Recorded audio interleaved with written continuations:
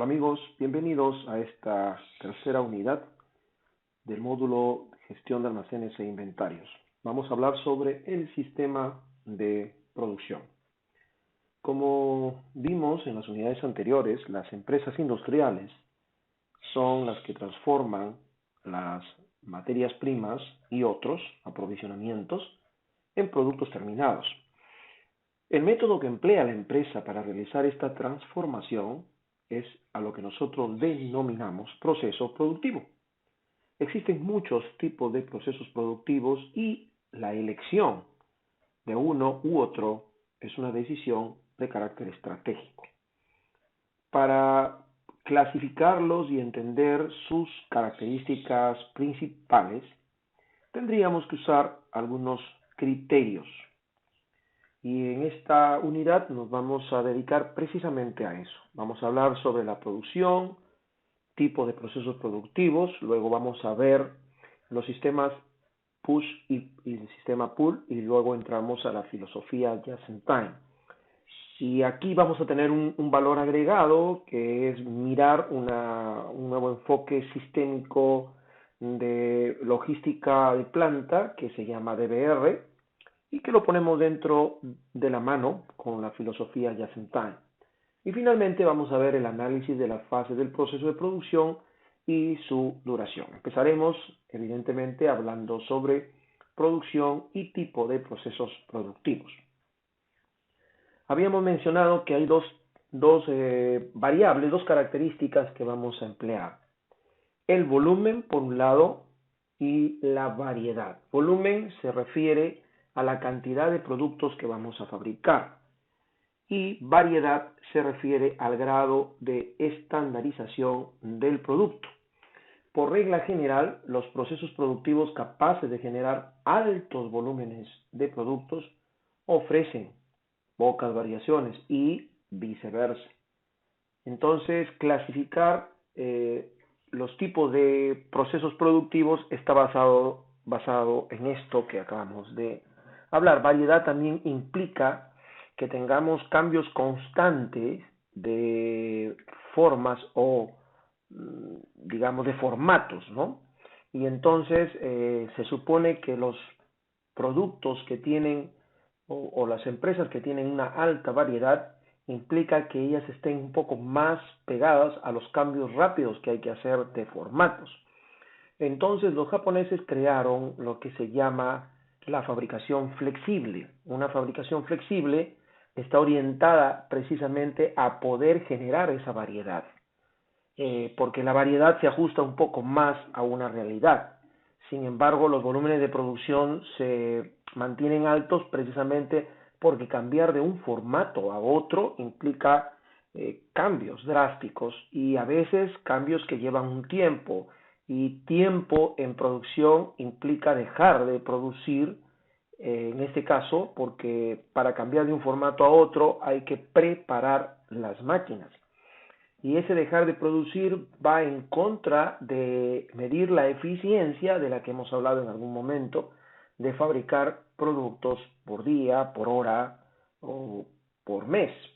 Entonces, frente a esa situación, tenemos que ir viendo qué nos conviene enfocar. Además, si tenemos la capacidad de ofrecer variedad. Entonces, la fabricación flexible, por ejemplo, que proponen los japoneses, es crear precisamente un producto fácil, productos fáciles que todos tengan casi similar. O sea, por ejemplo, en el caso de Toyota, todos los carros son iguales, lo que cambia es el chasis. Entonces, entre un modelo y otro, los cambios son tan inmediatos que lleva un tiempo muy corto, que se llama el tiempo de preparación. El SMED, que es una herramienta de la manufactura esbelta, propende a eso, ¿no? A lograr que los cambios de formato sean tan inmediatos que no se note esa parada de producción. Entonces, como hay dos cosas que tenemos que mirar, normalmente la clasificación de los procesos productivos está sesgado a eso. Si nosotros estamos hablando de proyectos, tienen una alta variedad porque el proyecto se adecua a uno o dos modelos. en cambio tiene bajo volumen. Si hablamos de producción intermitente, hablamos de taller o lote, evidentemente la variedad y el volumen en este caso, va disminuyendo y va aumentando el volumen. Y en el caso de una producción de flujo lineal, llámese línea de ensamble o continuo, la variedad es muy baja, pero se produce un alto volumen de producción. Analicemos por separado cada uno de ellos. Empecemos por la producción por proyecto. En este sistema este sistema se utiliza cuando se produce un producto único o un grupo de productos únicos. Por ejemplo, un edificio. Todas las tareas individuales deben realizarse en una secuencia tal que cada una contribuya a los objetivos finales del proyecto. Se supone entonces que aquí la variedad es bastante alta porque podemos crear un proyecto para cada producto nuevo. La distribución de planta es centralizada, ya que los materiales, las personas, la maquinaria se llevan a un solo lugar. Requiere de una planeación a largo plazo, mano de obra intensiva, una gran cantidad de tiempo, equipo y herramientas. Por otro lado, la producción intermitente, que puede ser taller o en lote, aquí hay una característica: el producto se realiza según unas características especificadas por el cliente. De alguna manera sí hay variedad aquí, pero con poca o ninguna estandarización. Y por lo tanto la producción se realiza mediante maquinaria poco especializada, agrupada en talleres. El producto se realiza según lo que el cliente quiera. Si es, por ejemplo, talleres a medida, los empleados se suelen encargar de todo el proceso de producción, por eso se suele emplear mano de obra especializada. Por ejemplo, de este tipo de procesos son las sastrerías, las ebanisterías y otros talleres de carácter artesanal. En cambio, la configuración en lote o en batch, la maquinaria es algo más sofisticada y las operaciones a realizar para la fabricación del producto son más complejas. En una producción en línea, aquí es donde se identifica un cuello de botella. Un cuello de botella es una fase de la cadena de producción más lenta que otras, que ralentiza el proceso de producción global. Este tipo de configuración se utiliza cuando se fabrican grandes lotes de productos algo diferentes, pero con pocas opciones. La producción se caracteriza por utilizar módulos que se van incorporando al producto en maquinaria dispuesta en línea. Tras fabricarse un lote, se procede a ajustar la maquinaria para fabricar un lote de otro distinto y así sucesivamente. Hay muchos productos que se fabrican en línea, desde electrodomésticos hasta automóviles, pues esta forma de producción permite incluir pequeñas variaciones en los productos sin renunciar a emplear la maquinaria de manera eficiente. Hay un término que se usa mucho aquí que se le llama el equilibrado de líneas. ¿Qué significa eso? Que es bueno aclararlo. El equilibrado de líneas es una técnica empleada en el diseño de sistemas productivos continuos y en línea. Tiene como principal objetivo la eliminación del cuello de botella y consiste en subdividir el proceso en estaciones de trabajo cuya carga se encuentre bien ajustada o equilibrada. Pero hay que aclarar algo allí. Balancear o equilibrar líneas es un poco complicado porque siempre va a haber recursos con mayor capacidad unos de otros y eso hace que muchas veces no se logre realmente equilibrar y finalmente terminamos creando inventarios y eso afecta al throughput que va a generar en la empresa. La asignación de trabajadores y equipos se realiza de forma que se consiga la producción deseada, pero con el menor número de estaciones. Y ahí está el problema. Para ello se estudian las distintas fases del proceso del producto y se agrupan las actividades entre estaciones de trabajo de tal manera que todas empleen un tiempo de ejecución de tareas similar, evitando tiempos ociosos. Pero, insisto, aquí hay que tener mucho cuidado, tanto así que el creador de la teoría de restricciones, el Yahoo Goldratt, cuando le dicen si hay que balancear una planta, una línea, él siempre va en contra de ello y es precisamente porque balancear una línea en realidad nos genera un problema. porque definitivamente van a haber recursos, siempre va a haber recursos que tienen más capacidad unos de otros. Por eso es que aquí decimos que la asignación se hace a trabajadores y o maquinaria y o herramientas en cada fase u operación, ¿no? La producción en línea es muy popular en algunas empresas. En cambio, la producción continua, en este caso, en lugar de fabricar grandes lotes, se producen un flujo continuo de productos, de forma que siempre se están ejecutando las mismas operaciones en las mismas máquinas para la obtención del mismo producto. Se emplean máquinas especializadas en la misma operación y estas están preparadas para aceptar de forma automática el trabajo que le es suministrado por una máquina precedente. Lo fundamental aquí en el diseño de estos sistemas es conseguir un flujo continuo de productos, evitando tiempos ociosos y obviamente cuellos de botella. Este tipo de configuración se emplea para fabricar muchos tipos de productos altamente estandarizados, como por ejemplo las bombillas, el papel, los refrescos, la cerveza, etcétera, ¿no? Ese es un poco en conclusión todos los modelos que podemos tener dentro de la producción.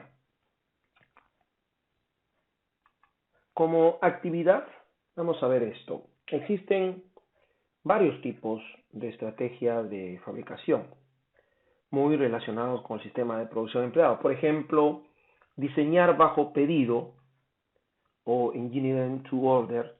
El producto se diseña totalmente bajo las especificaciones del cliente. Fabricar bajo pedido es make to order. El cliente hace su pedido con un abanico amplio de opciones y se hace a medida. Ensamblar bajo pedido, el make for ensemble to order, el cliente compra el producto eligiendo entre algunas características determinadas y se ensamblan al producto principal los distintos módulos o componentes. Fabricar para stock o es make to stock o fabricar para almacén, se fabrican productos estándares sin tener en cuenta la variedad de gusto del cliente. O sea, normalmente uno recurre a este tipo de fabricación en productos que son por lo general de primera necesidad, en donde se tiene la seguridad de que la gente no va a dejar de comprarlo, ¿no? Que el cliente siempre va a solicitarlo. Veamos ahora los sistemas push, los sistemas pull, la filosofía just-in-time, y aquí es donde vamos a agregar el valor que queremos darle en esta parte, que es hablar un poco del DBR, ¿no? Que es un poco la mezcla de push y de sistemas pull, ¿no? Para ello empezaremos hablando en términos generales. Los sistemas de gestión de la producción tradicionales lo que hacen es buscar obtener la máxima utilización de su capacidad instalada. Para ello, los inventarios se acumulan con el objetivo de no parar el proceso productivo. Esto supone que el tiempo de fabricación de los productos se alarga, manteniendo además un stock elevado de productos en espera de algún proceso de fabricación. Pero a partir de los años 70, el modelo de gestión tradicional entra en crisis, con la irrupción de las técnicas de fabricación más eficientes que introdujeron las empresas japonesas, sobre todo del sector automovilístico. Dichas técnicas consiguen producir bienes de mayor calidad a bajo costo, con lo que en poco tiempo las exportaciones de productos japoneses inundan los mercados mundiales. Dentro de esta nueva filosofía está el sistema just-in-time, que es un agente destacado. La técnica just-in-time tiene como objetivo que se compre o se produzca el número de unidades que realmente se necesita. Pero para entender primero el sistema just-in-time, antes debemos mirar cómo funcionan los dos sistemas que hemos estado mencionando. El sistema pull hace referencia a un sistema que se ajusta en todo momento a la demanda. Es lo que nosotros llamamos el sistema de arrastre. Esto quiere decir que no se produce nada hasta que no hay una demanda real del producto. En el momento que la demanda empieza a estar presente, la producción se hará efectiva. Esto es muy común encontrarlo en productos que son de baja demanda o totalmente personalizados. Por ejemplo, un ejemplo muy, digamos, sencillo de entender, ¿no? Es como si yo tuviera una canasta de naranjas, llena de naranjas, y cuando el cliente viene y pide 4 o 5 naranjas, ese espacio hay que volverlo a llenar. Ese volverlo a llenar es iniciar la cadena de producción hacia atrás. Por eso se llama sistema de arrastre. El sistema pull es un sistema de arrastre. En cambio, el sistema push engloba a todos aquellos productos de los que se sabe que hay una demanda suficiente. Productos genéricos que se sabe que sí o sí van a salir del almacén. También se puede dar en el caso de productos cuyo proceso de fabricación es largo y complejo, por lo que se precisa una fabricación anterior para poder atender la demanda. Se le llama empujar, ¿no? Este es el sistema de empujar. La mayoría de empresas se trabaja con este modelo, aunque no se adecue al tipo de demanda que estamos hablando. Es por la comodidad del trabajo, o sea, o por la tendencia a creer que el recurso tiene que estarse usando. Y eso sí genera problemas.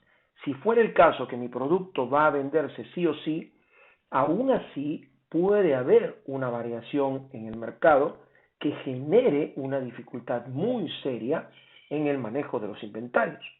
Lo que pasa es que no se nota porque los inventarios contablemente son activos. Entonces, si la empresa no vende, esos inventarios pasan a ser activos y suman a la utilidad. Entonces, no se nota el problema en sí que está ocurriendo el hecho de generar un modelo de producción o de logística de producción inadecuado.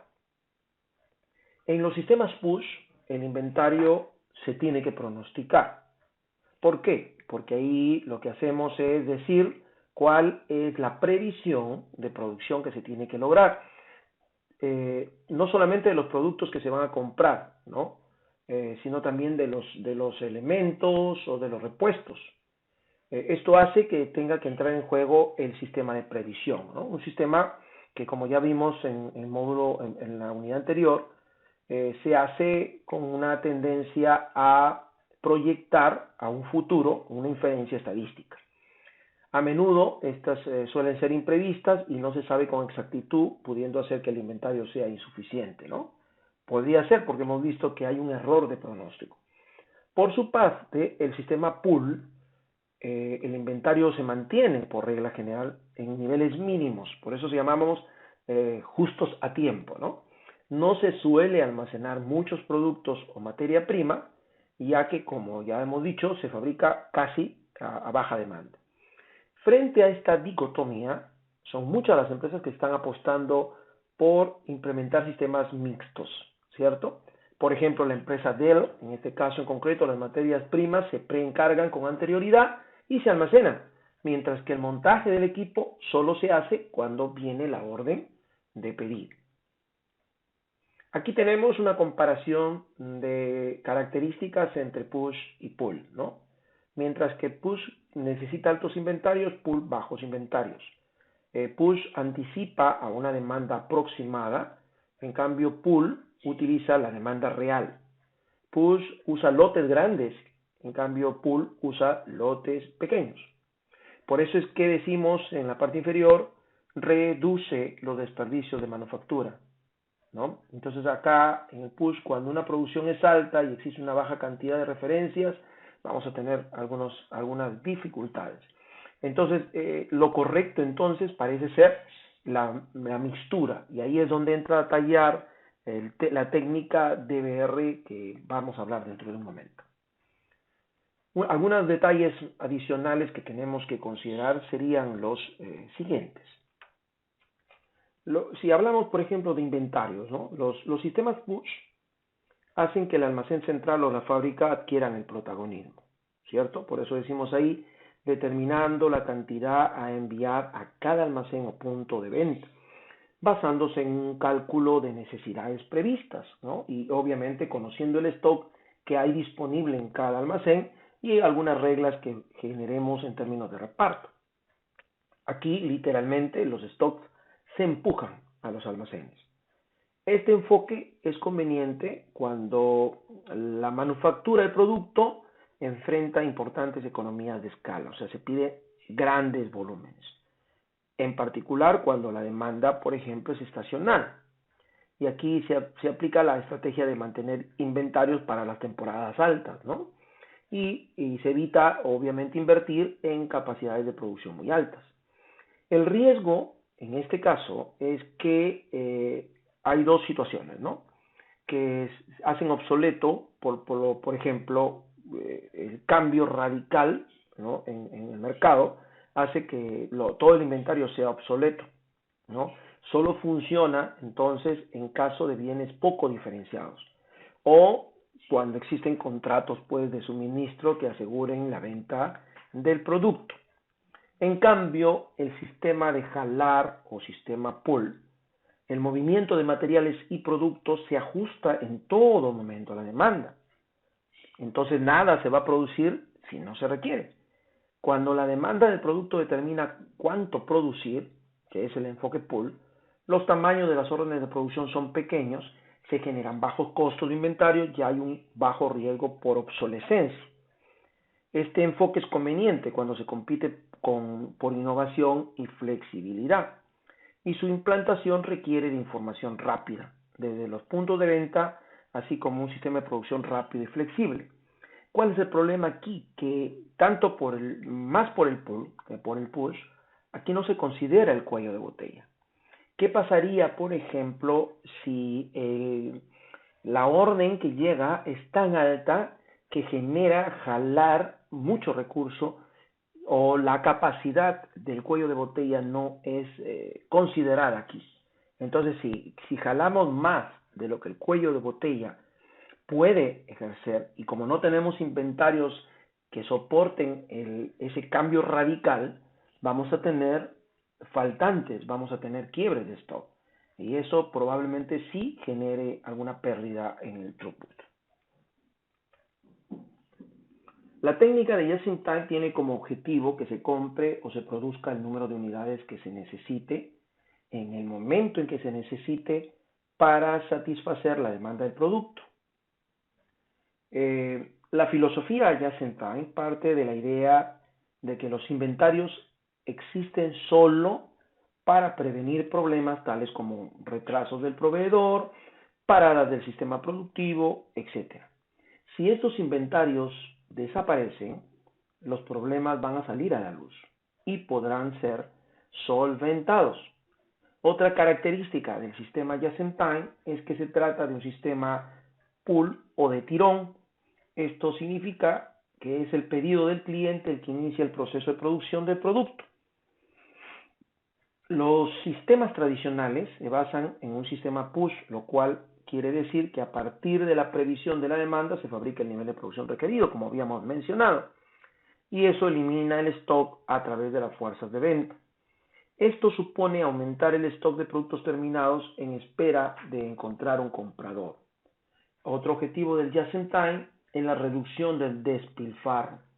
Este objetivo se materializa en la teoría que nosotros le llamamos de los 5 ceros.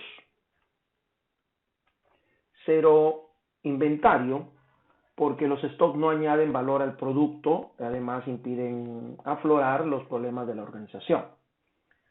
Cero averías, el mantenimiento preventivo de la maquinaria es vital para reducir tiempos muertos.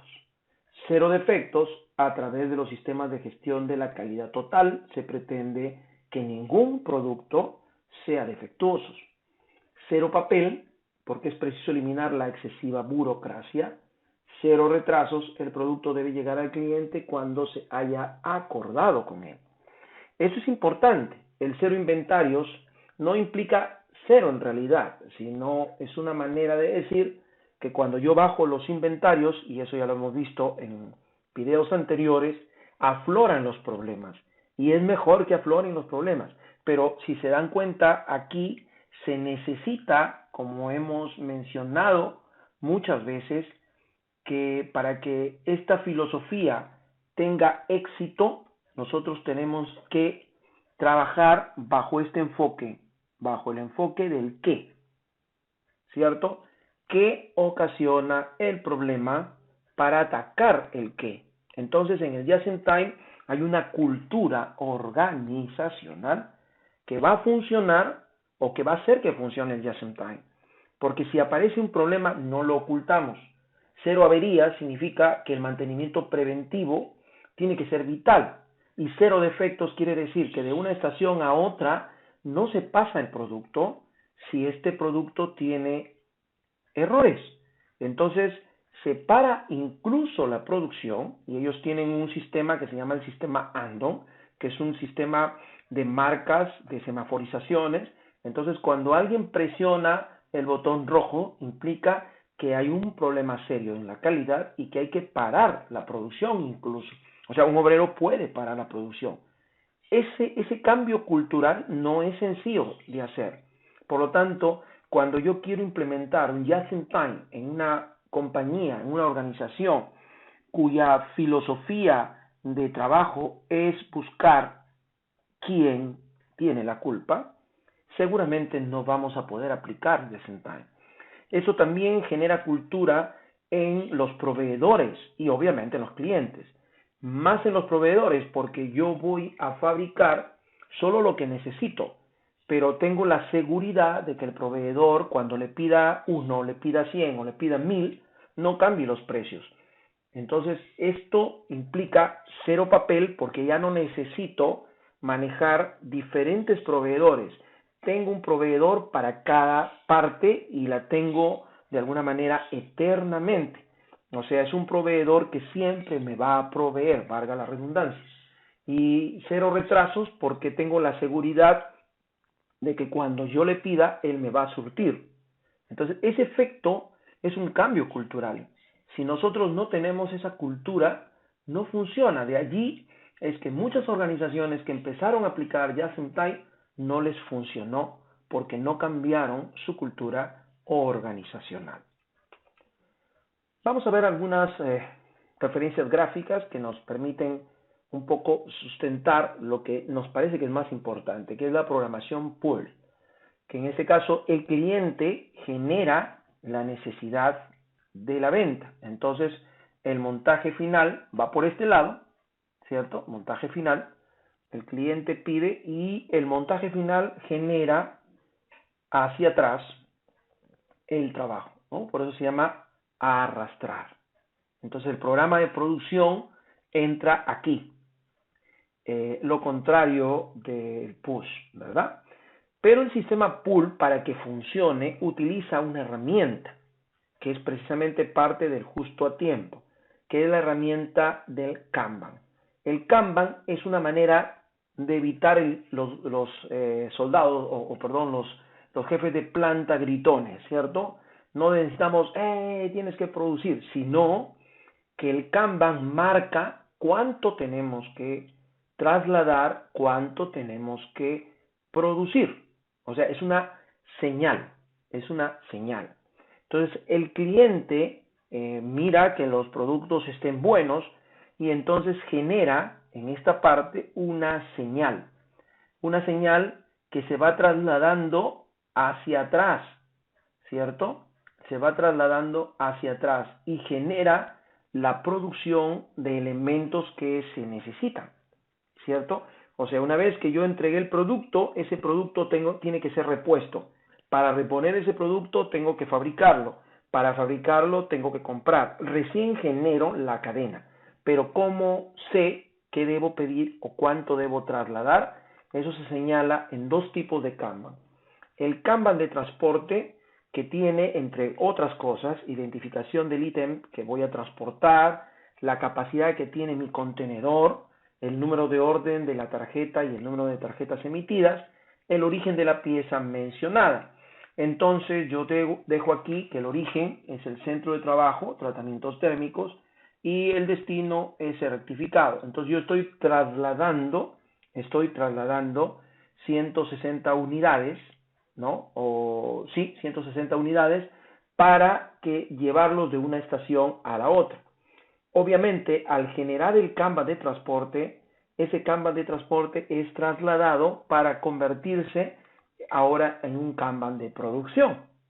Aquí hay una identificación del ítem a fabricar, el centro de trabajo donde se fabrica, cuál es la capacidad del contenedor y la identificación de los componentes necesarios. Entonces, para entender un poquito esta figura, hagamos un ejemplo. Acá tenemos dos estaciones de trabajo, la estación PT1 y la estación PT2. PT1 suministra 582 componentes a PT2. ¿Cómo funciona esto? Bueno, en este caso estamos en la estación, el operario de transporte está aquí está el almacén de los productos terminados de 2 y aquí está la zona de almacén de los productos terminados de 1. Tenemos aquí los buzones tanto para el transporte como para la producción, ¿cierto? Bueno, paso 1. El obrero del puesto PT2, al utilizar las piezas del contenedor, porque obviamente fueron solicitadas, despega el Kanban de transporte y lo introduce aquí, en este buzón, para que el operador de transporte se entere que acaban de desocupar un contenedor. ¿Ok? Entonces, ¿qué hace él? Coge el contenedor vacío con su Kanban de transporte y se dirige a buscar más piezas. Claro, en el Kanban de transporte está indicado dónde tiene que recoger esas piezas que faltan para rellenar el inventario. En el paso 3, el operario de transporte deja el contenedor vacío y elige otro lleno, ¿cierto? Para ello compara la información, aquí está comparando la información de los Kanbans de transporte y de producción. El operario de transporte, una vez elegido el contenedor, despega su Kanban de producción, porque ya lo va a llevar, y coloca en el buzón de transporte lo que tiene que producir. ¿Ok? Paso número 5. Ya está. El operario que hace, pega su Kanban de transporte y lo dirige al puesto 2. El nuevo contenedor es depositado en la zona de almacenaje, con lo que otra vez está como si nada, ¿cierto? Pero ya generó la necesidad de que este Kanban de producción genere precisamente eso, la producción. Una vez el Kanban de producción en el buzón de PT1, producción de fabricación, el trabajador del puesto lo recoge e inicia la fabricación de las piezas retiradas, que puede ser obviamente el hecho de abastecer. ¿Se dan cuenta? Aquí la cosa funciona bonito, porque tendríamos que tener los mínimos de cantidades que deben existir en cada contenedor. Y entonces es un criterio bastante inteligente de gestionar un proceso, ¿cierto? Al retirar la cantidad de piezas, está diciendo prácticamente lo que yo debo fabricar. O sea, no tengo necesidad. Y yo fabrico solo lo que debo fabricar. Por eso es que las reglas de oro aquí funcionan, porque está prohibido retirar piezas sin el correspondiente Kanban de transporte. No se puede hacer eso. Está prohibido retirar más piezas que las que indica el Kanban. El Kanban siempre deberá adherirse al producto físico. No se fabricarán más piezas que las indicadas por los Kanban de producción. O sea, ahí no interesa. Por ejemplo, si el Kanban dice que yo debo hacer 10 unidades, yo hago 10, aunque mi capacidad esté en 30. Yo solo fabrico 10. Cuando el proceso anterior fabrique varios tipos de piezas, su producción tiene que seguir un mismo orden en que fueron depositados. O sea, porque puede ser que mi estación haga 5 piezas, ¿ok? Entonces, quien llega primero es quien tiene la preferencia y ese es el orden en que yo debo respetar. Otra regla de oro es que los productos defectuosos nunca deben pasar al proceso siguiente. Por eso es que cero defectos es algo inherente a la cultura. Insisto, aquí no hay ningún problema. El producto está defectuoso, se para y se dice no puede pasar. No se busca quién lo hizo, sino qué ocasionó ese producto defectuoso para corregirlo. ¿No? En algún momento dijeron cuando, en una analogía, dijeron hace muchos años, una empresa pedía y decía, por ejemplo, envíenme la producción o envíenme los productos más menos 10%. ¿Qué significaba eso en castellano? Significaba que podías admitir un 10% de error.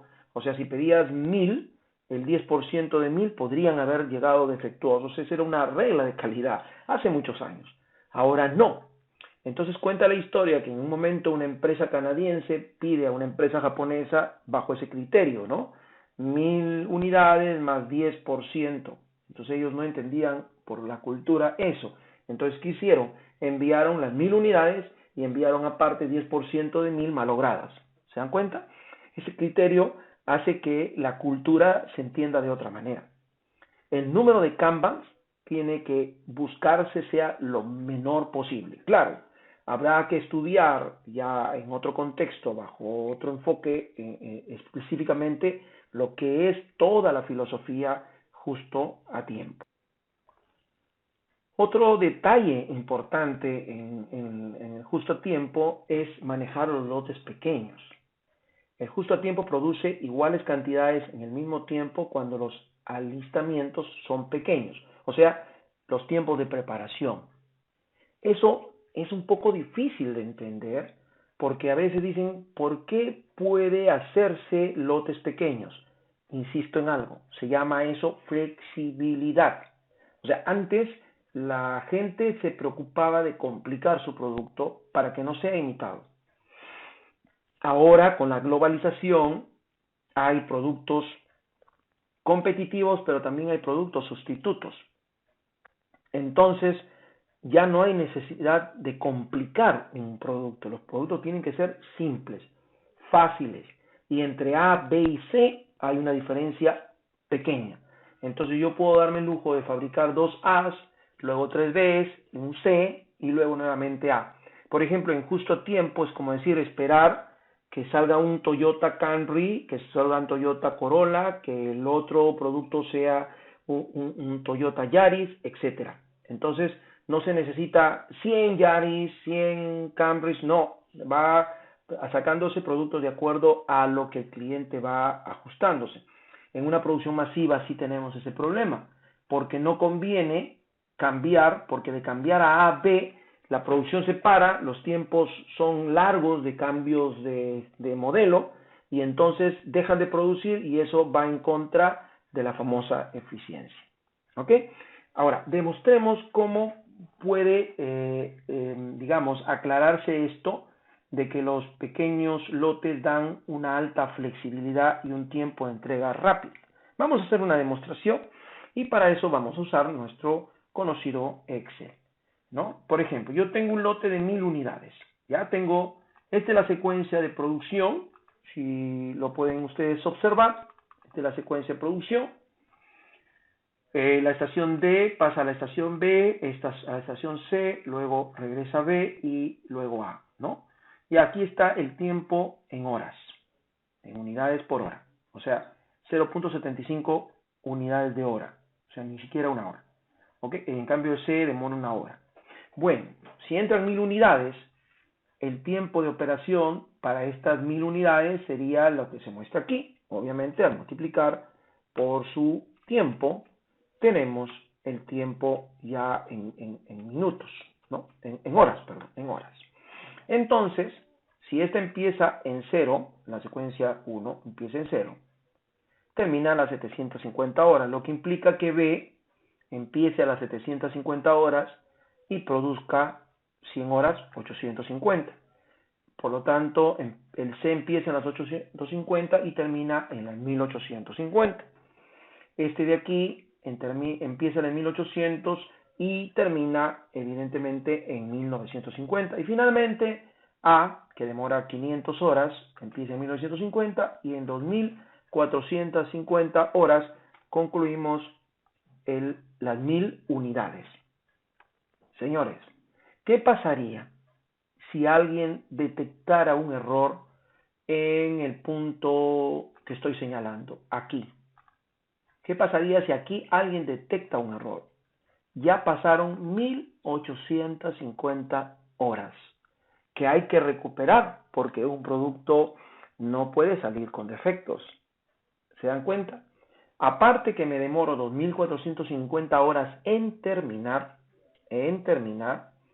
aparte de eso, estoy generando un serio problema porque, porque lo que yo tengo aquí es que si el cliente durante la producción me pide algún cambio, ya estoy fastidiado aquí porque ya pasaron 1850 horas y recién detecto un defecto o un cambio en la ingeniería. Sumamente complicado, ¿no? Regresar o salvar el problema es mucho más complicado.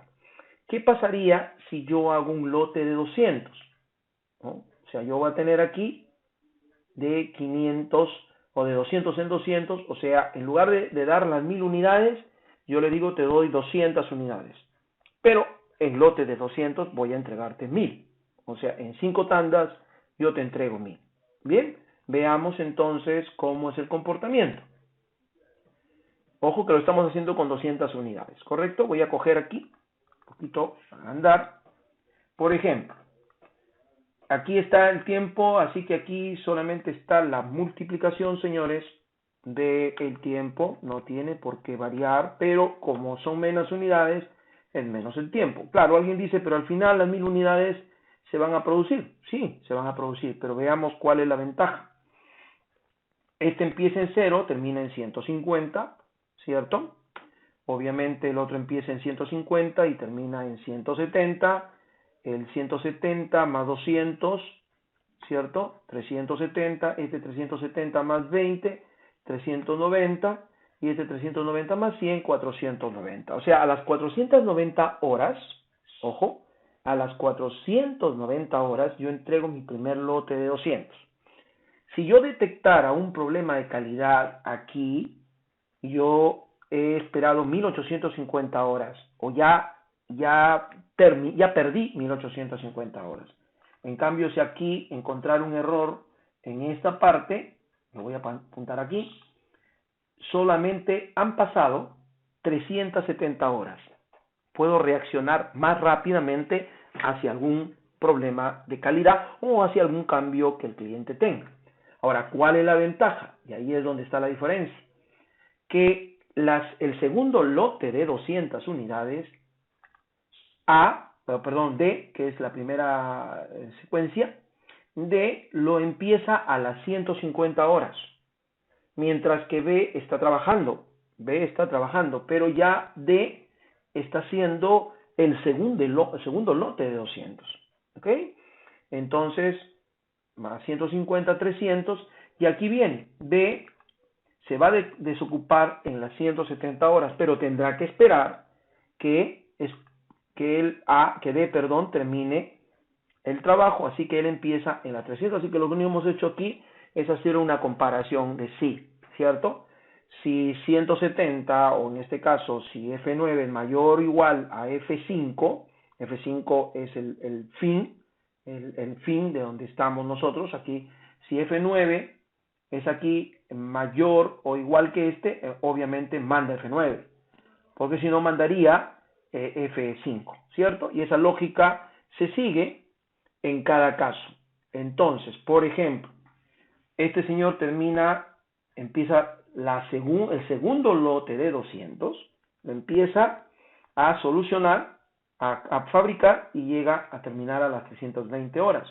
En el caso de C, terminó a las 370 y empieza a las 370 porque él de aquí estaba operando, ¿no? Observen acá, él terminó a las 370, él termina a las 320, pero no puede empezar hasta que no esté desocupado del primer lote de 200. Esa es una lógica bastante sencilla que se puede programar en Excel de una manera muy simple. Claro, se va complicando conforme tengamos variedad de productos. Y claro, son 200, son 570. Veamos qué pasa con B. B terminó a las 390, pero tiene que esperar, ¿cierto? 570, ya está. Y así. A las 400 unidades han pasado 690 horas. Ahora observen aquí las otras 200, 200 y 200. O sea que en 1290 horas terminamos un lote de 1000. En cambio, cuando el lote es de 1000, son 2450 horas frente a 1290. Así que no es raro que si lo reducimos esto a 100 unidades cada lote, el tiempo va a ser cada vez menor. Entonces ya se entiende que si llegáramos a tener la ventaja de trabajar lotes de transferencia de una unidad, la fabricación va a ser mucho más rápida, ¿verdad? Bien, esto era necesario demostrarlo para que se observe cómo es que funciona esto de la alta flexibilidad y el tiempo. Además de salvar problemas de calidad. Si se encontrara un problema de calidad, cuando los lotes son pequeños, es más rápido recuperarse. Si cambia de parecer el cliente, si el mercado cambia, hemos perdido menos horas que cuando se trata de lotes grandes. Eso es importante tenerlo en cuenta. La tecnología de producción optimizada que plantea la teoría de restricciones es aquella que nos va a permitir un poco hacer ese mix que hemos estado hablando. La teoría de restricciones plantea que la única meta de una organización con ánimo de lucro es ganar dinero ahora y en el futuro. Así que considera todos los restantes objetivos simplemente como medios para conseguir la meta final. Y además manifiesta que será productivo para la empresa todo aquello que contribuya a conseguir el objetivo de, ganar dinero ahora y en el futuro.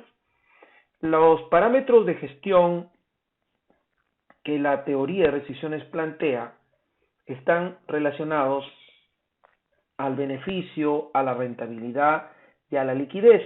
Y él usa 3 indicadores que apuntan a esto. Throughput o ingresos netos, que funciona bajo el criterio de manejar beneficio neto, rentabilidad y liquidez. El inventario asociado a alimentar ingresos netos cuando me deshago del inventario y genero throughput, o cuando me deshago del inventario porque ya se va a usar dentro del proceso y no me va a generar ningún ingreso de dinero, que sería un gasto de operación. Los gastos de operación apuntan a la liquidez y al beneficio neto. Entonces, con 3 indicadores, la teoría de restricciones maneja todo este concepto. La OPT, o la tecnología de producción que habíamos mencionado, tiene 2 enfoques. Dice bien claro, un recurso cuello de botella se caracteriza porque su capacidad es menor que su demanda. Y un recurso de capacidad restringida, un RRC como ellos le llaman, se caracteriza porque su capacidad solo es suficiente para satisfacer su demanda. Por lo tanto, si hay un recurso cuello de botella, hay un recurso no cuello de botella. Un no cuello de botella es aquel cuya capacidad es superior a la demanda. Generalmente se habla en términos porcentuales. O sea, más de 100 o 100% de ocupación es un cuello de botella. Entre 80% y menos de 100 es un RRC, un recurso de capacidad restringida, y menos de 80% es un recurso no cuello de botella.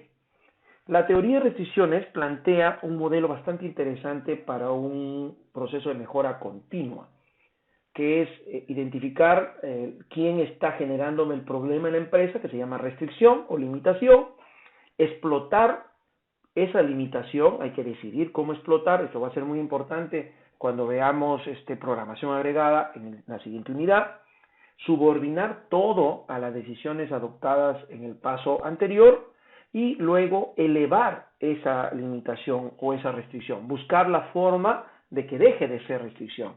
Y por lo tanto, el paso 5 sería regresar pues al paso 1. O sea, estamos en un constante cambio de mejorar continuamente. Las reglas son importantes. Estas reglas, si nosotros hacemos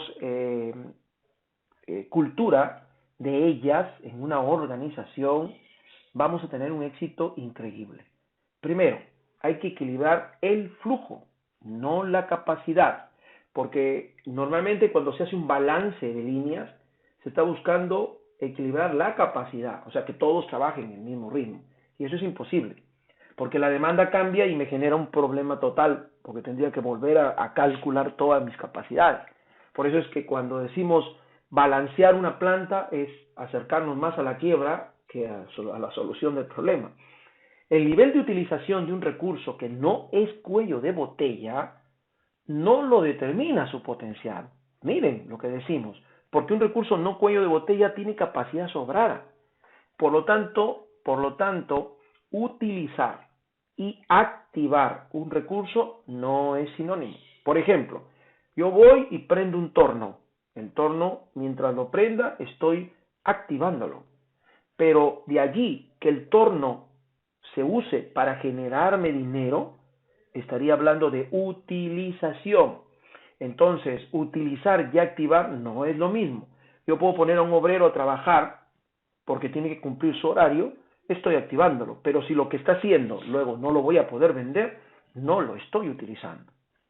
Una hora perdida en un cuello de botella es una hora perdida en el sistema total. Ojo con eso. Y lo vamos a ver, repito, en la siguiente unidad, cuando veamos programación. ¿Qué pasa si yo le gano un minuto a un cuello de botella? Le estoy ganando un minuto a todo el sistema. Créanme, cuando nosotros hacemos teoría de restricciones con finanzas, aparecen cosas increíbles, que parecen ser sencillas, pero que no se aplican en las empresas. Otra regla es que una hora que tú ahorres en un centro de trabajo que no es cuello de botella, prácticamente no lo ves. Es un espejismo. Que tú ganes una hora en un cuello de botella, lo único que haces es hacerlo más fuerte. ¿Recuerdan? Es como la analogía de la cadena, ¿no? Refuerzo el eslabón fuerte, no el débil. Los cuellos de botella determinan el rendimiento, ojo con eso, y los inventarios. Y aquí está lo que habíamos visto hace un momento. El lote de transferencia quizá no sea igual y con frecuencia no debe ser igual al lote del proceso. Porque a mí me piden 1000 unidades, pero yo puedo hacer de 200 en 200. El otro de proceso tiene que ser variable y no fijo.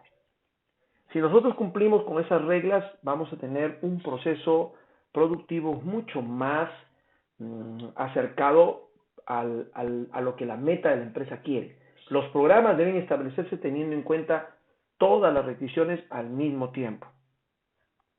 Los tiempos de entrega se originan de un programa y no pueden determinarse. Entonces, el hecho de que hagamos esto de arrastre o de empuje va a estar en función a esta sincronización. Es esto más o menos lo que nosotros llamamos el DBR. El cuello de botella es quien lleva el ritmo, ¿cierto? Por lo tanto, hasta el cuello de botella yo tengo que usar arrastre. Y del cuello de botella hacia el final yo tengo que empujar. Ese mecanismo lo vamos a ver rápidamente. Como mencionamos en la analogía, un cuello de botella es el eslabón débil, ¿cierto? Entonces, en función, primero tenemos que diferenciar entre planeamiento y programación. Planeamiento es un horizonte de tiempo, es a largo plazo, determina cuándo y cómo se puede hacer una fabricación y se asume una carga infinita. En cambio, la programación, el horizonte de tiempo de corto plazo, se determina dónde y cuándo se hace la fabricación al detalle y se asume la carga finita, ¿cierto? Por eso es que decimos siempre hay que programar un cuello de botella, no hay que planear en la producción de un cuello de botella. ¿Por dónde empezamos?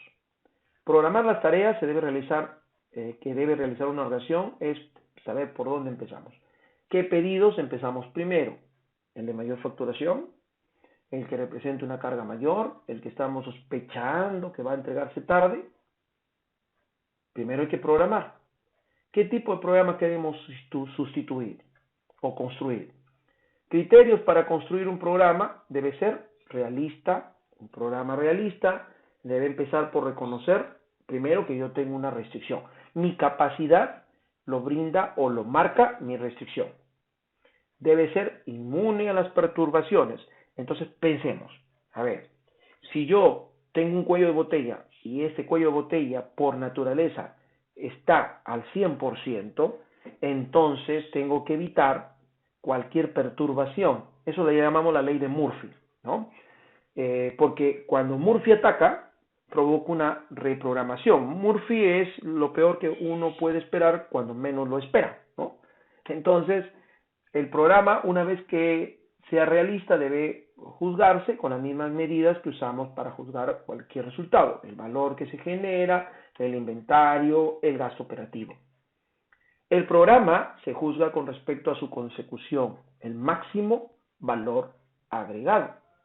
Por eso decimos máximo en términos de que explotamos la restricción, ¿no? Cuando veamos esto en programación agregada, vamos a ver que quien manda en el proceso, como ya hemos dicho, es mi cuello de botella, mi restricción, y él va a generarme o va a permitirme generar la mayor opción de productividad en términos de que me acerque a la meta. El nivel de inventario debe tener la cantidad suficiente para garantizar ese valor generado. Por eso vamos a hablar de buffers o de amortiguadores.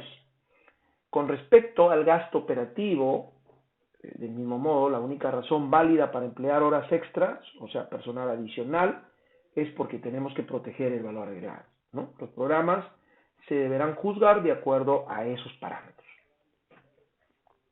Para entender esto, la ley de Murphy dice: si algo tiene la posibilidad de salir mal, saldrá mal. Para que entendamos esto, cuenta la historia que en el año 49 la Fuerza Aérea Norteamericana estaba investigando los efectos de la desaceleración de los pilotos. Un voluntario viajaba en un vehículo impulsado por cohetes que corría sobre rieles y tras alcanzar la alta velocidad era frenado bruscamente.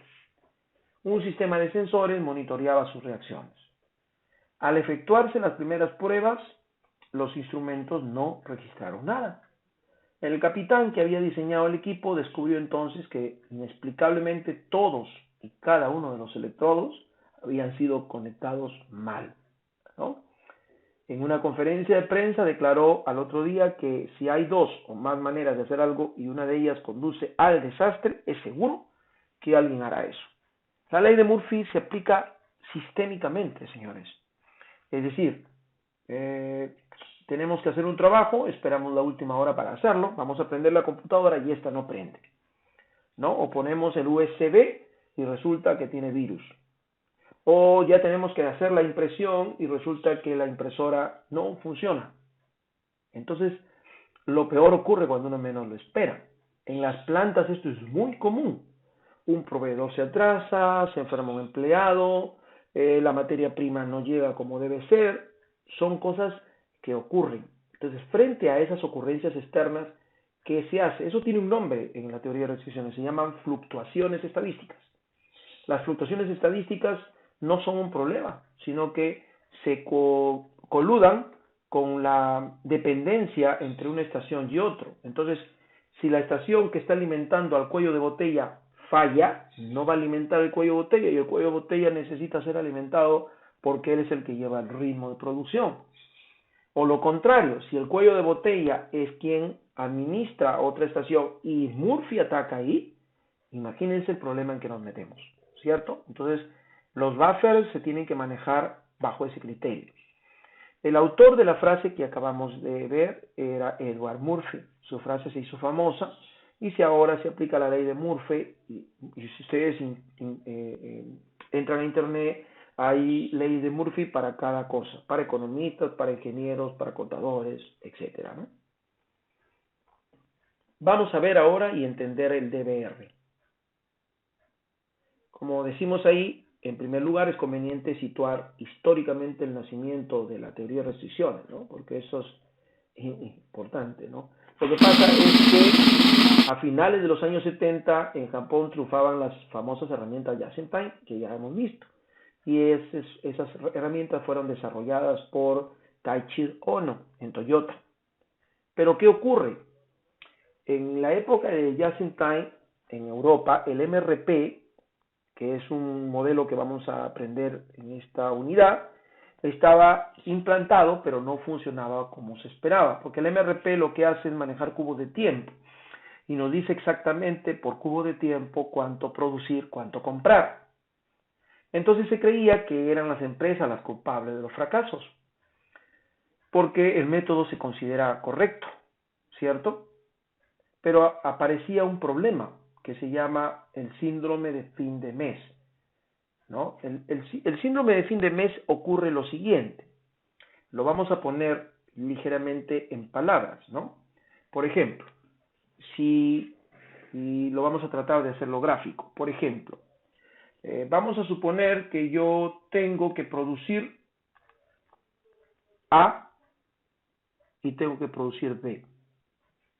A me demora 10 minutos, horas o lo que fuere, y B me demora 4, ¿cierto? Si yo empiezo la producción, a mí me controlan por costos. Y uno de los factores de medición de costos es eficiencia. Así que a más productos soy más eficiente.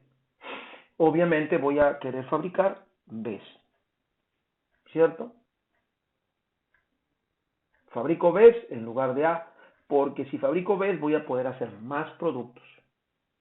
Pero cuando ya se acerca fin de mes, es una manera de decir fin de mes, los clientes ya quieren sus productos.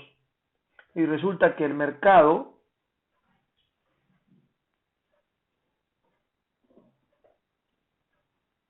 yo quiero acá 40 Bs y 1000 As. Voy a exagerar, ¿ya? Para que se pueda notar. Entonces, como yo estuve ocupado haciendo Bs, tengo un montón de Bs, ¿cierto?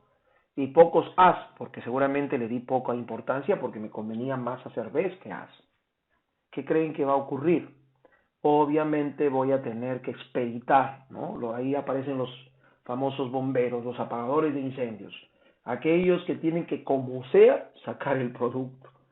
¿Por qué? Porque el mercado te va a exigir A y no Bs, pero tú estuviste haciendo Bs porque eran más rápidos hacerlos, ¿cierto? Entonces, ¿cuál es el problema? El problema no es que falle el MRP, el problema es que no le haces caso, el problema es que vas contra algunos aspectos como eficiencia y entonces empiezas a pelearte y pues quieres hacer más Bs porque te conviene hacer más Bs.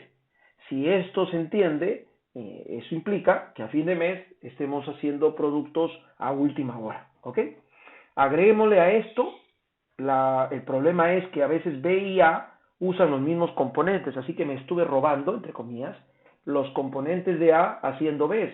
Ya los Bs están fabricados, así que los elementos que usé para fabricar Bs los necesitaba para fabricar As, pero en este momento, a última hora, ya estoy terminando el mes y estoy con serios problemas. La pregunta es, ¿y esto por qué no se soluciona? ¿Por qué siempre estamos en un síndrome de fin de mes?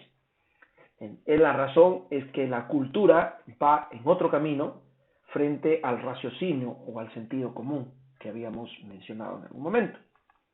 Bien, entonces, frente a esto, aparece el Yahoo Gold, ¿no? Que es una figura que va a pasar a la historia, ¿no? Él lo que plantea es un modelo totalmente distinto. Escribe algunos libros que he tenido la suerte de leer y les recomiendo mucho.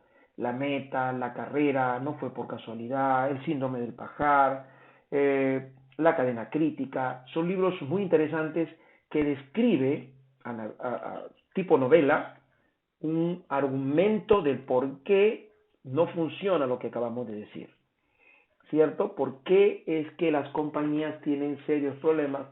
Sobre todo porque al aplicar el Just-in-Time suelta la necesidad de producir, pero la gente está pensando en función a costos y no en función a ventas. Ese es el problema. Entonces, aparece el modelo que él plantea, que es un modelo, se llama DBR, Drum Buffer Rope o tambor, amortiguador y cuerda. La solución que propone la TOC es a través del DBR, es que la producción vaya al ritmo de un tambor, ¿ok? El cual será tocado por el cuello de botella. Para eso se tiene que analizar cuál es el cuello de botella. El mercado puede ser, como ya habíamos en algún momento mencionado, porque si yo tengo más capacidad que el mercado, mi problema es el mercado, no yo. Puede ser mi empresa. Si el mercado quiere más de lo que yo fabrico, obviamente mi problema es en mi empresa. Asegurando que aquellos que no son cuellos de botella no vayan a producir más. Para ello se coloca una cuerda, ¿no? Eso de cuerda es una analogía que la vamos a explicar, que debe amarrarse entre el cuello de botella y obviamente la primera operación. Para entenderlo, entonces hagamos algo así. Una fila india, en fila india vamos a colocar soldados. Entonces hay soldados que son más fuertes y hay soldados que son más débiles. Empieza la caminata, ¿cierto? Esta flecha significa, porque nosotros vamos a analizarlo, el flujo así, pero en la planta sería al contrario, ¿no? El que va primero sería la primera estación, ¿cierto? Y el que va último, la última estación. Se supone que nosotros vamos en una caminata, ¿no? La analogía nos va a permitir mirar eso. Aquí tenemos un patita que es el débil. Bueno, después de un tiempo de la caminata vamos a encontrar esta situación, porque ellos no van a poder sobrepasar al débil y él va a estar impidiendo que el resto camine. En cambio, el de acá ya se disparó. Este hueco tiene una analogía, se llama inventario, porque significa que él está caminando a un ritmo mucho mayor y está generándome inventario, ese espacio, porque el objetivo de una caminata es que todos lleguen al punto, no que llegue el primero, sino todos. Entonces, ese hueco es el que tenemos que evitar. Lo mismo sucede en las fábricas. Algunos recursos sufren variaciones en su ritmo debido a falta de material, una avería, desviaciones o a la capacidad. La mayoría de esas fluctuaciones no pueden eliminarse por completo y entonces hay que buscar otra solución. El cuello de botella es el recurso con capacidad limitada, así que según Goldratt solo existe un recurso con la capacidad más pequeña. Hay un solo eslabón débil en una cadena. Bueno, para evitar que el cuello de botella pare de producir, hay que protegerlo, es decir, generar mayor capacidad. Esto es una analogía en función de tiempo, se llama buffer, ¿no? Por ejemplo, si yo sé que mi cuello de botella es lento, entonces lo alimento para que empiece antes de lo que normalmente debería ser. El cuello de botella nunca debe dejar de trabajar. O hago que haga cosas que realmente van a necesitarse. Pongo el control de calidad no después, sino antes, para que no pase ningún producto que tenga problemas y solamente haga lo que realmente tiene que hacer. Esta capacidad adicional es como decir, yo produzco algo de lo que él hace, ¿correcto? Algo así. Bueno, el buffer y el tiempo de procesamiento de las piezas y las máquinas anteriores al cuello de botella fija la cuerda. O sea, imagínense, si yo amarro una cuerda del débil a la primera estación, él por más que quiera avanzar, él se lo va a impedir, ¿cierto? En la analogía sería soltar material del almacén al ritmo que lo ponga él, ¿ok? No, no a la capacidad. Alguien tiene más capacidad, no va a tener con qué trabajar, porque no tiene material.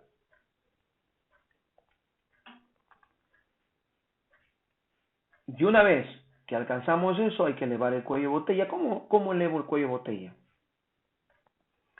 Si la regla me dice que si quiero aumentar la producción en todo el sistema, necesito aumentar la capacidad de mi cuello de botella. Entonces voy a mejorar la eficiencia global, evitar que se procesen en el cuello de botella artículos defectuosos, por eso pongo calidantes. Busco otra máquina similar dentro de la fábrica que haga lo mismo que hace mi cuello de botella para darle más capacidad. Reajusto los tamaños del lote, subcontrato parte del pedido. De repente es conveniente comprar, en lugar de producir, algún artículo para aliviarle el cuello de botella. Y si tengo contratos con un sindicato, pues hago que el cuello de botella nunca pare de trabajar. Así que la gente que trabaja ahí le cambio los horarios de almuerzo, por ejemplo, ¿no? Todo eso hay que hacer cuando se encuentra un cuello de botella. El último paso del DBR, en el supuesto de que hayan conseguido aumentar la capacidad mediante cualquiera de lo que hemos visto antes, ya no será necesario mejorar la misma máquina. No hay que dejarse llevar por la inercia, porque evidentemente al lograr que alguien se haga más fuerte, obliga a que aparezca otro más débil, cierto que él. Entonces eso no se repite y ese es el famoso paso número 5, que hay que regresar al paso número 1, encontrar la rescisión y volver a repetir el asunto, ¿cierto? Bien, veamos algunos ejemplos. Para entender esta metodología es importante captar esto. Por ejemplo, miren esta figura y si ustedes observan allí, pareciera que el problema está en esta estación, ¿cierto? Porque tiene acumulado aquí inventario. Y de hecho, la gente que es ignorante en el tema le va a echar la culpa a esta estación. Vamos a romper esos paradigmas. Porque el problema no lo está ocasionando él, el problema lo está ocasionando él. No, decir problema que lo ocasiona es una manera de decir. Me refiero a que la causa de esta cola que está aquí no está aquí, está en él. Porque como dice acá, es posible que delante de una máquina se acumule inventario por culpa del cuello de botella. En el caso de M5, el inventario de C2 es elevado, pero no es debido a la falta de la capacidad de la máquina, sino a la falta de componentes 1, porque él trabaja una unidad por hora, ¿ven? Y él trabaja 10 unidades por hora. ¿Se dan cuenta? Entonces, si él está trabajando una unidad por hora y él hace 10 unidades por hora, pues obviamente voy a tener acumulado inventario aquí, porque él no va a recibir el componente a tiempo. ¿Se dan cuenta? Ese es un serio problema. Entonces tenemos que manejar el ritmo de acuerdo a que es más lento. Por lo tanto, él no tiene que trabajar a toda velocidad porque de nada sirve que esté acumulado aquí el inventario. Quien marca el ritmo es este señor. Entonces hay que soltarle material a él de tal manera que no tenga que hacer porque está esperando que él termine su trabajo. Oiga, pero ¿y la eficiencia? Disculpen el término, se va al diablo. La eficiencia ahí no cumple, no tiene sentido. De nada sirve que él haga 10 unidades por hora si no van a ser procesadas hasta que él no entregue su respectiva unidad. Cuando tenemos casos de montajes, todavía la cosa se complica, ¿cierto? ¿Por qué? Porque, por ejemplo, aquí tenemos un CT3, ¿cierto? Él es el cuello de botella, ¿ya? Vamos a ir mirando el análisis. En primer lugar, se debe programar el trabajo de él, ¿cierto? Y estos deben protegerse con la creación de buffers. Es decir, si yo voy a jalar la producción de estas dos estaciones de trabajo, él va a tener que trabajar con un buffer de tiempo, un buffer de cuello de botella. Pero no olvidemos que esta pieza va a pasar por aquí, va a alimentar a estos dos y va a llegar a un montaje. En este montaje se tiene que proteger con un buffer de ensamble. ¿Por qué? Porque yo sé que esto llega, pero esto también va a llegar. ¿Qué pasaría si Murphy ataca en esta línea? ¿Cierto? ¿Qué pasaría si Murphy ataca en esta línea? Si Murphy ataca en esta línea, yo no voy a poder montar porque cuando llegue este componente no va a haber este componente o viceversa también. Entonces existe lo que se llama un buffer de ensamble. Es decir, la ley es así. Antes de un cuello de botella, un buffer de tiempo. Antes de un montaje, un buffer de ensamble. Y antes de entregar el pedido, un buffer de envíos. Entonces hay que programar eso. ¿Se dan cuenta? Entonces la programación requiere de un algoritmo que debe ser programado, ¿cierto? Eso es lo que decimos acá. ¿Ve? CT2 y CT1 se deberá realizar una programación que está subordinada a CT3, ¿no? Solo se deberá tener en cuenta que la fecha de terminación se dé, o sea, yo tengo una fecha de terminación de los componentes por parte del cuello de botella y de acuerdo a eso programo CT2 y CT1. En cambio, CT5 y CT4 tenemos que programar el comienzo de la primera operación que incorpora la materia prima, ¿no? Que esa es la programación que vamos a hacer. En cambio, 2 y 1 van a depender de él. Así que si él finaliza a un determinado momento, a partir de ahí programo estos dos, porque ese es empuje. En cambio aquí es jalar, ¿cierto? 7, 6, 7 y 8 estará determinado por la fecha en la que están disponibles los ítems que van a pasar por el cuello de botella. Para conseguir ese objetivo se creará un buffer de tiempo que le llamamos el buffer de ensamblaje. ¿Se dan cuenta? Entonces, esa programación se tiene que hacer. Entonces, el criterio claro que debe quedar en esta disertación es que desde la primera estación hasta mi cuello de botella, tengo que manejar un sistema pull, un sistema de arrastre. Y desde la máquina cuello de botella o la estación cuello de botella hacia las demás, hago claramente un sistema push. Esta situación refleja de manera clara el enfoque propuesto por Goldratt en su sistema DBR.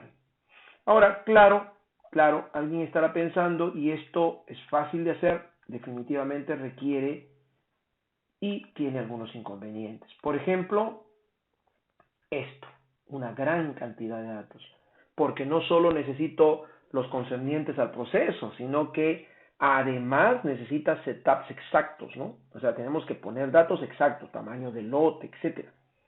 En OPT, el procedimiento para secuenciar órdenes de producción bajo DBR es un algoritmo que, bueno, Goldratt lo tiene de manera secreta, pero los que programamos computadoras sabemos que eso se puede hacer. Todo lo que sea lógico, objetivo, se puede programar, no tiene ningún problema, ¿no? Lo hemos hecho a nivel de líneas. Ahora, claro, en los ensambles es un poquito más complejo. Se necesita conocer cuáles son los cuellos de botella, porque es fundamental para la programación. Y ojo, ¿no? ¿Cuál es el problema? Que nos ha pasado cuando hemos hecho una aplicación de este tipo. Resulta que el cuello de botella puede cambiar, ¿cierto? Entonces, si lo hacemos, por ejemplo, usando Excel, es un poquito más complicado, ¿no? Porque tendríamos que llevar a todas las hojas creadas en Excel y cambiarlo, ¿no? Pero si lo hacemos en una programación, usando un lenguaje de programación, la cosa sería de repente un poco más sencilla, ¿no? No obstante, estos pueden cambiar con la mezcla de producto y también con el tiempo, que eso es lo que dificulta la programación. Si hay un cambio de ingeniería, sí hay que tener, digamos, una situación distinta de análisis. Bueno, aquí les voy a presentar el sistema informático OPT. A manera de estudio de investigación, tiene en realidad los siguientes módulos, ¿no? Tiene ViewNet, el Server, el Split, el Brian y el Server 2. El ViewNet tiene que ver con la lista de materiales, ruta, descripción de recursos, plan maestro y precedencia, ¿no? Es un poco de lo que vamos a ver en el MRP. El Server tiene que ver con cargas de trabajo y identificación de las estaciones críticas, el Split con la reparación del grafo, el Brian, que es las operaciones de esas operaciones críticas, la programación, y luego viene el Server 2, que es lo que no es crítico. Y eso termina diciendo cómo es que se va a fabricar y cómo es que se va a provisionar. Es un poco la mezcla de todo lo que vamos viendo en el camino, pero dentro de un sistema informático. Aquí tenemos un resumen, ¿no? El ViewNet describe el sistema productivo, hace el modelado del sistema, es una red, ¿no? Que incluye los pedidos, la lista de materiales, los recursos. Aquí se hace una explosión de los productos, herramientas y rutas de trabajo. Luego se hace el módulo Server, que es la explosión de las necesidades análogo a un MRP, que vamos a conocer en esta unidad. En la siguiente unidad vamos a verlo. Y obtención para cada recurso y perfil de carga. Aquí hay que identificar los cuellos de botella y estudiar todas las alternativas, ¿sí? Porque un cuello de botella genera la necesidad de tener tiempos de seguridad adicionales.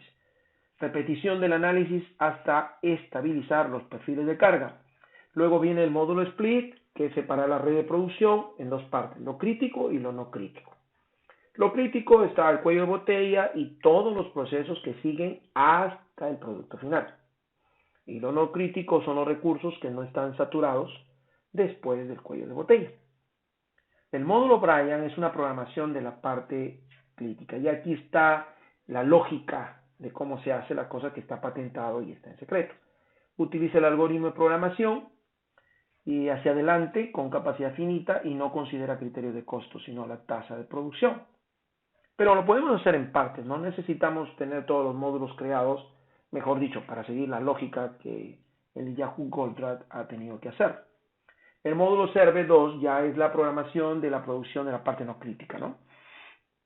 Aquí se utiliza como punto de partida lo crítico y hace una uniformidad en el exceso de capacidad y luego fortalece el programa de producción para absorber los imprevistos.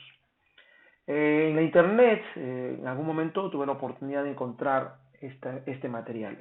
Hay un RP de Chile, un software RP Lisa, que aplica el entorno DBR. Hay otra como el Scheduling, el STG de USA, que también genera un DBR dentro de su entorno. Y bueno, hay algunas conclusiones que tenemos que tomar. Primero, que la existencia de lo que hemos mencionado, fluctuaciones estadísticas o en la demanda o en la recesión de los insumos, va a limitar la capacidad del sistema. Eso es algo que no podemos manejar, incluso ni aún programándolo, ¿no? Porque una fluctuación no la esperamos, es la ley de Murphy. Para evitar la congestión y lograr un adecuado balance entre el flujo real y la demanda, las capacidades de los equipos con fluctuaciones deben ser superiores a la demanda promedio. Ahora, la mejor estrategia para las plantas en la forma moderna de cadena de abastecimiento es manejar adecuadamente un cuello de botella, ¿no? Hay que disminuir el tamaño de los lotes, ya vimos por qué razón, para lograr que sea mucho más rápido, pero también eso me va a generar una economía justificable. El mensaje de fondo es que la variabilidad va a costarnos dinero, pero es la fuente de mayores problemas en la gestión de operaciones, así que tenemos que tomarla en cuenta. Por lo tanto, la variabilidad, las fluctuaciones y las dependencias son dos elementos que se conjugan para generarnos problemas bastante serios en las organizaciones. Lo importante, señores, es conocer, es saber que existe. Y entonces, la última estación siempre acarrea las fluctuaciones de todas las estaciones anteriores. Entonces, no busquemos allí el problema, busquemos el problema que está mucho antes. Entre causa y efecto hay distancia y hay espacio. Bien, perfecto, hagamos una actividad casuística para reforzar un poco la idea de lo que hemos estado vertiendo en esta exposición. Si analizamos estas dos líneas que se conjugan en una para ensamblar el producto, ¿dónde tenemos un problema? Rápidamente, a ver. El mercado me pide 60 unidades por semana. ¿Podré atenderlo? La respuesta es no. ¿Por qué? Porque la estación 6 me está generando 50 unidades por semana, lo que significa que no voy a poder atender el mercado. Un detalle aquí es importante, no puedo sobrecargar. Es decir, yo no puedo hacer que estos señores trabajen al 100%, que este haga 60, que este haga 80, en nada sirve. Maximizar el uso no me genera ningún beneficio. Imagínense la estación 7, que tiene capacidad de 120, pero tiene que esperar que él le alimente, ¿se dan cuenta? Hay que mejorar el staff, el tamaño del lote, hay que mejorarlo si yo quiero hacer que esta estación trabaje mejor o de mayor capacidad. Hay un detalle importante aquí. Yo encontré mi problema porque el mercado pide 60 y yo tengo la velocidad de 50. Ahí está mi problema. ¿Mi problema dónde está? En la empresa. ¿Correcto? No está en el mercado. Si el mercado me pidiera 40, entonces el problema está en el mercado, no en mi planta. Así que ahí está la palabra restricción. Además de eso, si yo quiero elevar mi cuello de botella, antes de elevarlo, primero tengo que explotarlo. Para explotar, no lo sobrecargo, maximizo el uso, realizo el mejor staff, es decir, alimento adecuadamente a la estación 6 y el tamaño del lote lo reduzco para que yo pueda cambiar mi velocidad, es decir, que pueda producir más rápido, ¿cierto? Ya sabemos que si los lotes de transferencia se reducen, inmediatamente yo aumento mi capacidad. No estoy agregando recursos para nada ahí, ¿ok? Además, tengo que crear los planes de manera estable. Pongo un buffer antes del cuello de botella, ¿cierto? Y pongo un buffer antes del ensamble y pongo un buffer antes de la entrega. De tal manera que, si hablamos de buffer, la teoría dice que si la línea total me genera, por decir, 120 horas, yo debo haber dado 60 horas más de buffer, distribuido adecuadamente, ¿no? Como decir 20 horas acá, 20 horas acá, 20 horas acá. Entonces mi programación es ofrecer mi producto no en el tiempo, sino en el tiempo más el buffer, ¿no? Son detalles ya propios que seguramente en algún curso relacionado a la producción permitiría ahondar en temas como este, ¿no? Pero es muy importante entender que los buffers lo que hacen es salvar la responsabilidad. Ya que hay un interesante modelo que es liberar los materiales, se liberan los materiales en base al cuello de botella. No se olviden que de aquí a acá estoy usando la técnica pull, ¿no? Y de aquí a acá estoy usando la técnica push. Así que tiene que funcionar si es que se hace adecuadamente. Sea manual o, por decirlo de una manera, sea usando los elementos más básicos, hasta un Excel, yo puedo programar dentro de mi producción considerando todos los detalles que hemos mencionado. Y ejecutar el plan, o sea, hay que monitorear el suministro, hay que monitorear el contenido del buffer, porque entienda que el buffer lo que hace es solucionar, en el caso de que Murphy ataque, el cuello de botella no deja de estar alimentado, el ensamble no deja de hacerse y el tiempo de entrega no sufre imprevistos, porque tengo un espacio de tiempo en donde me soporto, por eso se llama amortiguador o buffer. Bien, vamos a terminar el video haciendo un análisis de las fases del proceso de producción y su duración. Para analizar el proceso mediante el cual se fabrica un producto es importante determinar el tiempo necesario y identificar los cuellos de botella y reducir los tiempos ociosos. Existen varios métodos mediante los cuales se puede efectuar este análisis. Estos métodos se emplean sobre todo para la planificación y control de proyectos, cuando las actividades a realizar son muy numerosas, pero también se puede emplear para procesos de producción sencillos, ¿no?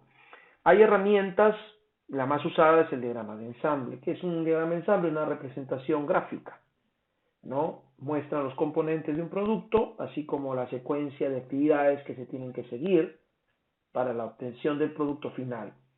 Al lado de las actividades se escribe su duración, la forma en que las distintas fases de montaje se van incorporando, y hay varios mecanismos. La ingeniería tiene muchas herramientas para eso. Se usa con fines analíticos, ¿no? Ayuda a describir, a eliminar ineficiencias. Es conveniente clasificar las acciones que tienen lugar, dónde, ¿cierto? Y aquí se usa cierto grado de simbología. Este es un modelo ejemplo, ¿no? Como ven aquí, tenemos la línea principal de producción y estos son las partes o los componentes que luego se ensamblan, ¿cierto? Hay cierta política, no es parte de este curso, pero armar un diagrama requiere cierta normatividad. Hay una forma de trabajar. Lo que estamos mirando, este ejemplo como este, representan diagramas tipo operaciones, donde tenemos solo procesos y solo inspecciones, y ensambles correspondientes a lo que se va a producir. Por ejemplo, para la trabilla, ¿no? Coso, llevo el ensamble, armo el cinturón, inspecciono. Para la hebilla, forro el alambre, corto el tamaño. Cada proceso se va describiendo, cada actividad se va describiendo. Y luego se van creando la forma gráfica del ensamble. Para ello se crea cierto criterio normativo. Una operación es un círculo que indica una operación, pues clavar, mezclar, taladrar, todo lo que sufra cambio químico físico es una operación. El transporte, cuando hay más de 1,5 metros, se mueve material mediante una banda, se mueve material porque se transporta. Almacenamiento, que es el espacio donde se guardan cosas, producto terminado, archiveros. Retrasos, que se representa con una D, porque hay que hacer demoras, se espera un elevador, el material de un camión sobre el piso en una tarima que tiene que ser procesado, los documentos que están en espera de ser archivados, y se hace una inspección que implica examinar, leer, analizar las formas, ¿no? Lo interesante según la OIT es que el único que produce valor aquí es esta operación, el resto es desperdicio. Entonces, desperdicio, entiéndase que el desperdicio es prácticamente lo que no agregue valor al sistema. O sea, toda actividad que no añade valor y encima consume recursos es un despilfarro, es un desperdicio. Acá tenemos ya un diagrama de analítico donde ya entran a tallar los otros elementos que no habíamos visto en los otros diagramas. Aquí sí se señala cuando hay un almacenamiento, hay una inspección y hay cierta normatividad de lo que significa estas cabezas de flecha, porque pueden ser hacia arriba, hacia abajo, pueden manejarse en pisos, etcétera, ¿no? Acá tenemos otro ejemplo de un diagrama de ensamble. Tenemos la harina, la manteca, el huevo, el agua, la levadura, el sal, el azúcar, y empieza a hacerse el producto, ¿no? Y aquí están todas las operaciones, el tiempo que lleva, el metraje que implica el transporte y todo lo que sea posible de ser analizado, con la finalidad de eliminar todos los desperdicios. Hay ciertas técnicas que la OIT enseña, pero también apareció la manufactura esbelta y crea mecanismos precisamente para eliminar los desperdicios. La diferencia entre manufactura esbelta y la Organización Internacional del Trabajo es que la OIT plantea la solución al desperdicio cuando ya se encuentra. La manufactura esbelta se adelanta, es una especie de prospectiva, es decir, se adelanta al desperdicio, o sea, que no ocurra el desperdicio, ¿no? Cosas así. Acá tenemos un cursograma analítico, que es un diagrama de flujo, en donde se coloca la descripción y se va marcando, de acuerdo a la imagen, que corresponde, ¿no? Y luego se hace una estadística. La idea es eliminar, repito, todo lo que me genere desperdicio. Y la otra herramienta es el diagrama de Gantt. Un diagrama de Gantt es una herramienta que planifica, programa tareas, ¿no? Y lo bonito de esto es que yo puedo generar aquí la dependencia entre un elemento, una estación y otra, entre una actividad y otra. Se hace en función de tiempo para determinar cuánto realmente va a demorar el producto en desarrollarse. Entonces, por ejemplo, tenemos aquí que el soporte de agarradera demora una semana y que paralelamente puedo hacer el acople de agarradera, pero que para que esta actividad se lleve, el ensamble de soporte, yo tengo que tener esta parte y esta parte. Si no la tengo, no puedo acoplar. Y así. Este es un diagrama de Gantt. Entonces me permite saber que en 23 semanas yo termino esta parte de la pala de nieve, que es la parte de acoplar la agarradera, ¿cierto? Cada actividad puede estar codificada o no. Lo importante aquí es el factor de tiempo. Veamos un ejemplo. Nos dan una empresa que dedica al montaje de distintos tipos de bicicletas. Y aquí tenemos la fabricación y montaje de llantas, montaje de cámara y cubiertas, montaje de manilar y dirección, soldar el cuadro y montar el sillín, instalaciones de frenos, montaje de ejes de pedales, montaje de transmisión y ajuste de marchas. El proceso lógico, ahí está la duración en minutos y quiénes son los precedentes. Significa que para que yo pueda montar las cámaras y cubiertas, antes tengo que fabricar y hacer montaje de llantas. Para hacer el gráfico se procede de la siguiente manera. Se dibujan los ejes horizontales y verticales. Se colocan los nombres de la tarea, que yo le he puesto aquí letras. Aquí está. Y cómo se colocan las tareas es lo importante. Se dibujan las tareas que no tienen predecesoras. A y D, por ejemplo, ¿no? Y el resto se va ubicando acorde a cómo va predeciendo, ¿no? O cómo va subsecuentemente manejándose. se colocan el resto a continuación de los precedentes. Hay que tener en cuenta que cuando una actividad tiene dos precedentes, hay que colocarla a continuación de la que tarda más en realizarse, ¿cierto? Y eso es lo que hemos hecho.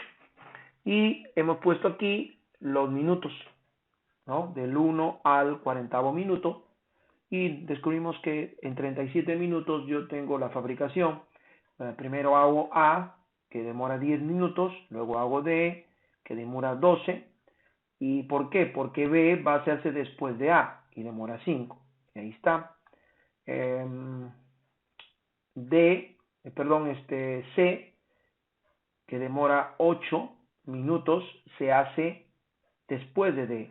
Entonces aquí lo vemos 8 minutos. Pero también F depende, ¿cierto? G depende de F, y así que F hay que hacerlo antes, y F depende de D, y demora 7 minutos, y eso es lo que hemos colocado acá. Por lo tanto, aquí está G después de F, y de B, obviamente, tengo que considerar el que es más largo. Y finalmente termino haciendo E, que es después de la actividad C, que aquí está, y luego la última, que es H, ¿no? Que va a depender de G y va a depender de E, pero que solamente demora 5 minutos. Así que en 37 minutos yo termino mi ejecución. Bien, sencillo, fácil de manejar, es proponerse a hacerlo y desarrollar. De esa manera son herramientas que nos permiten precisamente manejar esto. Bien, algunos conceptos importantes que tenemos que tenerlos en cuenta. Primero, el desperdicio, ¿no? O despilfarro. Toda actividad que no añade valor al producto y consume recursos. Un gráfico de Gantt es una herramienta gráfica cuyo objetivo es mostrar el tiempo de dedicación previsto para diferentes tareas o actividades, ¿no? El proceso productivo es un método que emplea la empresa para transformar recursos en bienes y en servicios. El sistema de arrastre pool, muy importante, es un sistema de fabricación en el que se parte del pedido del cliente para comenzar la producción, en lugar del convencional push, ¿no? El DBR es un sistema que integra los sistemas de fabricación pull y push bajo un criterio holístico, considerando el cuello de botella. Bueno, vamos a hacer algunas actividades de comprobación que las necesitamos en este tema. Primero, produce volúmenes altos, un proceso de producción continuo, con pocas variaciones, emplea maquinaria muy especializada en alguna tarea. Es el que se suele emplear para las latas de refresco, todas las anteriores, ¿sí? ¿Cuál será la respuesta? Volúmenes altos, máquina especializada, emplea lata de refresco, sí, todas las anteriores, ¿correcto? En un sistema pool, que acabamos de ver, ¿se generan muchos stocks? No, ¿verdad? ¿Se fabrica lo que desea el cliente? ¿Qué dicen? ¿Se fabrica grandes lotes que luego se distribuyen en función de las ventas? No, ¿verdad? Entonces la segunda opción se adecua a la respuesta, ¿cierto? El siguiente, los diagramas de ensamblaje que acabamos de ver, se emplean para conocer las actividades críticas de un proceso de fabricación. ¿Sí? Muestran en barras horizontales las actividades que pueden realizar simultáneamente, nada que ver. Permiten conocer los recursos necesarios para fabricar un producto. No necesariamente ninguna de las anteriores, obviamente la primera, ¿cierto? Un diagrama de Gantt permite conocer la duración total de un proyecto, ¿sí? Muestra la precedencia también, permite conocer las actividades que se puedan realizar simultáneamente también, o sea, todas las anteriores. Una más. A ver, la fabricación en línea, permite fabricar pequeños lotes de productos personalizados, requiere de mano de obra muy especializada, suele emplear módulos que se van a incorporar al producto en curso y en todas las anteriores. Bien, entonces, ¿cuál sería? Suele emplear módulos que se van incorporando al producto en curso. Bien, señores, llegamos al final de esta tercera unidad. Les espero pronto en la siguiente. Hasta pronto, nos vemos luego. Gracias.